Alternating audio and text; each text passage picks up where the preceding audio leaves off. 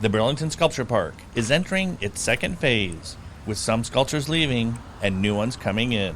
And the first newbie is Rybee House. The New England Sculpture Association had a call for entries, and I had seen their calls before on various locations, so I decided to apply this year. Burlington seemed like a good venue. The Rybee House is constructed of fir. That's the interior structure that gives it its strength. The base is pressure-treated and cedar boards for longevity. The coloring for the wood is stained pine, so it'll last quite a long time because it's coated with marine varnish.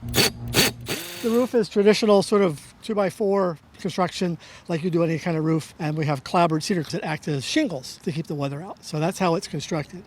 The Rybee House name comes from our children and their friends when they were little used to play in this space out in back of a shed area that was kind of wooded, and they had some lawn chairs and benches, some other stuff. They used to go hang out there and play. They were 3 or 4 years old, and they had a name for that space which was called the Rybee House. So this is kind of a interpretation of that space. From the Burlington Sculpture Park, I'm BNEWS reporter Tad Stefanak.